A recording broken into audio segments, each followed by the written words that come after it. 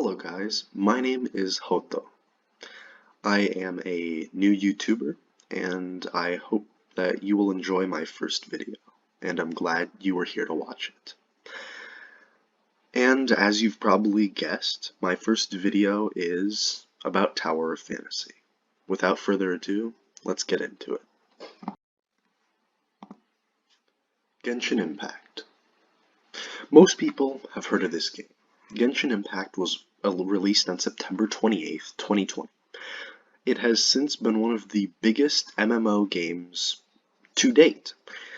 Genshin Impact has netted millions of dollars and relatively with no competition and nobody else in its own genre. Genshin Impact was always a unique game in terms of its gameplay, its events, and a lot of how it worked, because a lot of gacha games typically aren't MMOs as well. The MMO gacha combination was really paved the way through Genshin Impact. However, today, all that has changed. All that has changed because Tower of Fantasy is a real game now. Tower of Fantasy at first looked like a Genshin ripoff. They advertised as being just like Genshin. However, as we've continued on, we've seen that Tower of Fantasy isn't actually just like Genshin. It's actually its own unique game with its own unique components. And it just released today, about 8 hours earlier. This game has proven itself to be perhaps equal to Genshin, or just rivaling Genshin itself. And today I logged on about an hour after it released, and I got to experience the game firsthand. And I was going to outline some of the gameplay and how it compares to Genshin, and some of the problems that I faced while playing the game. And without further ado, let's get to it. So far, it runs actually really good with the amount of people that are playing it right now, which should be thousands of people playing it currently. So it's on first impression, it seems fine. Yeah, there's a bit of lag for sure.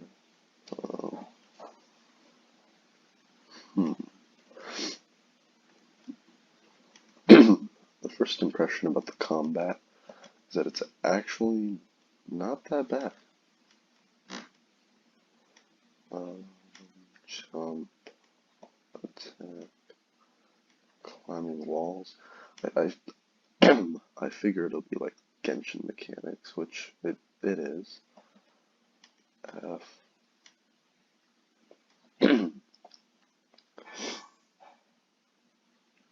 Ultimately, I played this because I figured it would. Oh, okay. Okay. Huh. Oh.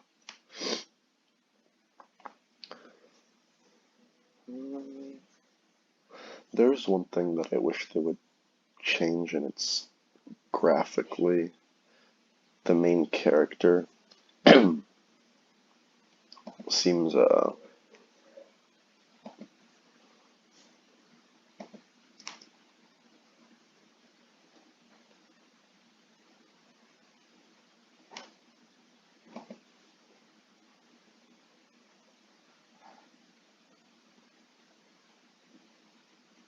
hold on.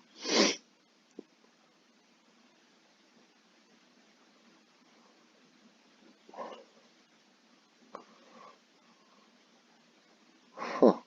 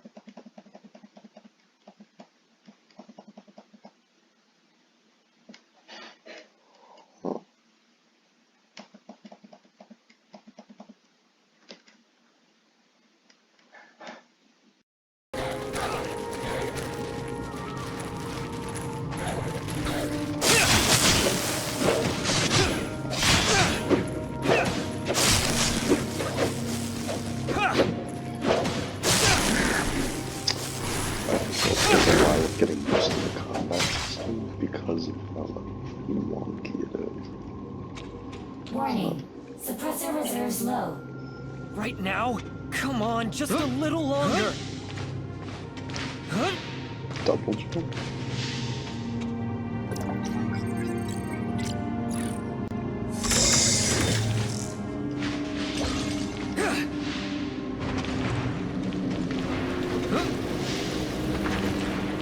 The suppressor energy. Just a little more. A little. Target acquired. Understood. Take her and wipe her memory. I do apologize for, during the gameplay, there is a bit of a lack of, there's a bit of a lack of analysis during the gameplay, so I'm gonna talk about it right now as opposed to then, because at that point in time, the audio was so loud from the game that, like, I couldn't really hear myself speaking. So one of the more interesting facets of Tower of Fantasy mechanics that I figured out is that instead of like Genshin, where it when you're swinging your sword, it auto locks towards the enemy. Tower of Fantasy isn't like that. You can swing in any direction, which may sound good, but it also makes it a lot harder to turn. This won't be a problem for every player, but I do foresee it being a problem for a lot of PC players because as opposed to like mobile, I feel like it's a bit harder to tackle this problem. And also with the skill usage, Genshin has an auto aim skill. Like, not auto aim, but like it guides the skill towards like wherever an enemy is. However, this game doesn't really have that. So it's, personally, I don't think that that's a good choice, but we'll see how it goes. And another interesting fact that I caught was during the last segment, it says, I believe, target acquired, capture her, which is just interesting because it gives you the impression that the female character, like in Genshin, the male character is the canonically correct main character to play, and all the preset loads are with with the main character. That's why in some cutscenes you'll see Aether before you see Lumine loaded. And this I feel like is quite similar because this time it's the female character is the original preset character and the male character is the optional character. So with the first impressions about the game out of the way, with the gameplay and about the noticeable preset character thing that I noticed, from here I'm actually going to go into a actual comparison between Tower of Fantasy and Genshin Impact, using Genshin Impact as a baseline of how like a game that everybody already knows, to compare that to Tower of Fantasy, this new game. So I'm going to use that as the baseline and show you within a couple categories the comparison between the two games and what exactly you should expect from Tower of Fantasy, or if you should even play Tower of Fantasy, depending on what your stance on certain aspects of the game is and what you want from a game. So yeah, I'm going to get into the rating of it. This part will be about the actual ratings of Genshin versus Tower of Fantasy, just as a baseline of how good Tower of Fantasy is. We'll use Genshin as its comparison, as both of them are quite similar. So we're going to start off with Genshin Animation. I would say Genshin Animation actually goes in at an S tier. Tower of Fantasy animation is super solid, but one of my main qualms about it is that all the characters basically look like they're from the anime X-Arm, so it's kind of like, in my opinion, it's a very low A to high B tier. The backgrounds and everything are quite amazing. The main problem just becomes the fact that the characters all look like the characters aren't very visually appealing, if you will.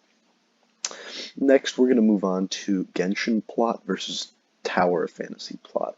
Genshin plot actually, I would say, falls in at like C to B tier. It's not very good. The Tower of Fantasy plot so far falls in at very high A to S tier. The reason why is because the actual backstory and the lore that they provide, coupled with the actual amount of like dialogue that's the coupled with the dialogue is very excellent. Genshin Impact itself has lots of dialogue, but a lot of it isn't as meaningful and not as plot driven as Tower of Fantasy is. That's why I think Tower of Fantasy's plot is far superior. Genshin gameplay overall, end game becomes B tierish, A tierish. It's a good game. Actually, maybe A tierish. It's a good game. It's just not very viable long term. So far, the Tower of Fantasy gameplay, and I know I spelled gameplay wrong, is looking about the same as Genshin gameplay. I do imagine that there are some differences and that Tower of Fantasy gameplay hasn't fully developed out yet, so we don't exactly know. But a lot of the Actually, I'm going to move Genshin gameplay down.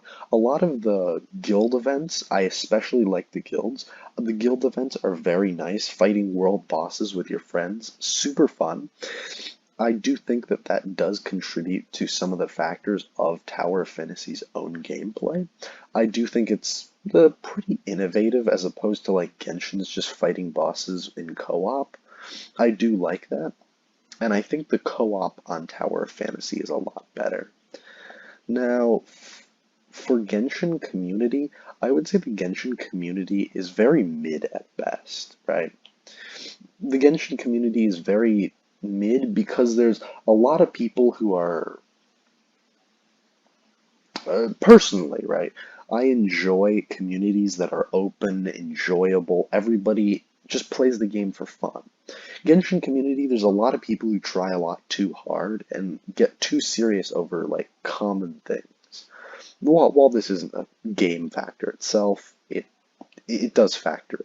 I think Tower of Fantasy community is an S tier actually, because I've joined the Tower of Fantasy Discord. Everyone on there is super cool, and it's not like you can just ask questions and talk about the game without being flamed by someone for liking a certain character over another character or building a certain way. People aren't just going to flame you for stuff like that. You know what I mean? It's a lot more open and honest, in my opinion. Maybe not honest, but a lot more inviting for a common player and a lot more noob friendly, if you will.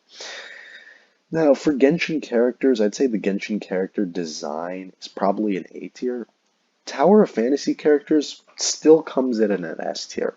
The reason being is because, first of all, the design is a lot better on the Tower of Fantasy characters. A lot of Genshin characters almost seem like reskins. But the Tower of Fantasy characters, I think they are better, if you will. And I also think that there's a more, even with the main character, you can diversify your own main character and choose what they look like, which is one thing that I increasingly liked about Tower of Fantasy that I didn't really like about Genshin. I remember when I started playing Genshin, I kept thinking to myself, like, when do I get to change my character, you know? Like, I like Aether, he looks cool, but when do I get to make one, you know what I mean? Which is a integral part of a lot of games, in my opinion. Now, Genshin Gacha system, I would say the Genshin Gacha system is D tier. The Genshin Gacha system is one of the worst systems I have ever, like, had the misfortunes of summoning on. It's a 75 is soft pity, and it starts ramping up like multipliers until you get to 90 where it's 100%, right? Tower of Fantasy Gacha system, A tier, S tier, all day. All day. Tower of Fantasy Gacha System's first banner, which I don't know if this will carry through on all of it, but the first banner system is 30 summons, and you can get an SSR, which is the highest ranking character in the game, which I think is far superior and blows Genshin's out of the actual water.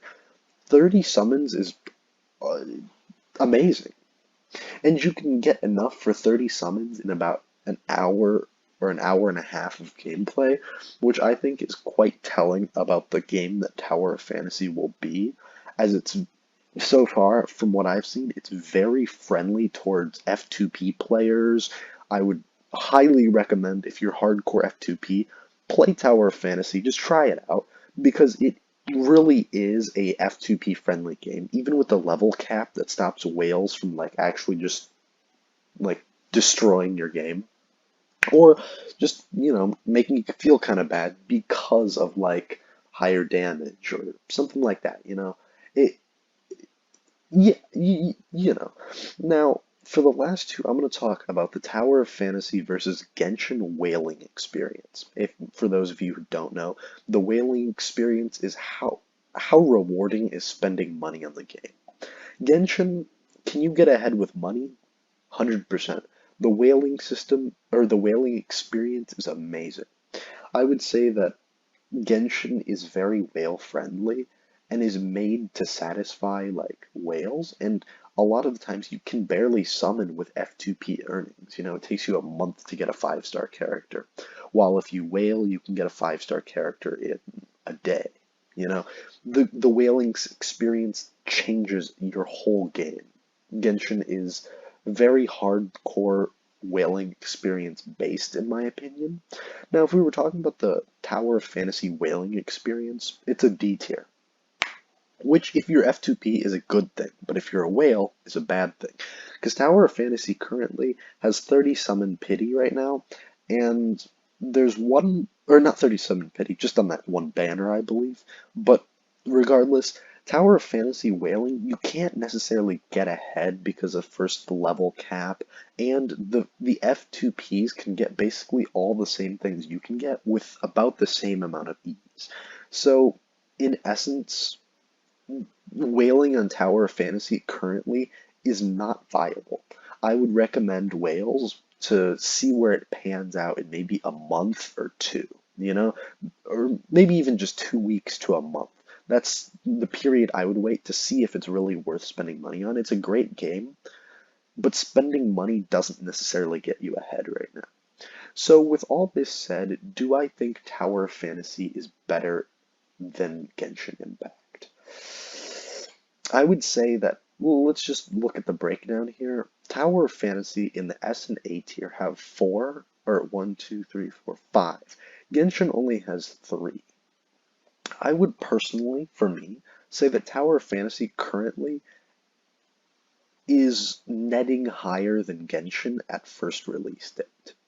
Comparing both of them from first release, I would say Genshin it was a worse experience starting off.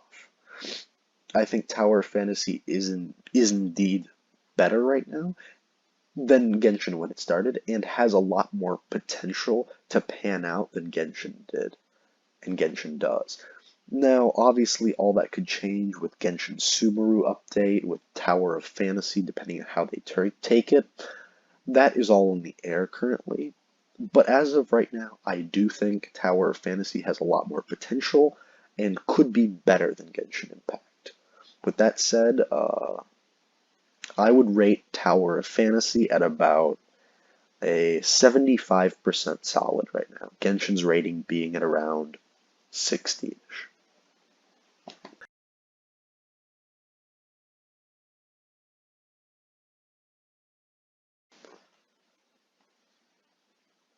With the conclusion of the rating, I would like to thank you for joining me in my first video and joining me at the start of my journey in YouTube. With that said, thank you. Please feel free to subscribe, like the video, recommend it to anyone you know. And with that said, this is Hoto signing out.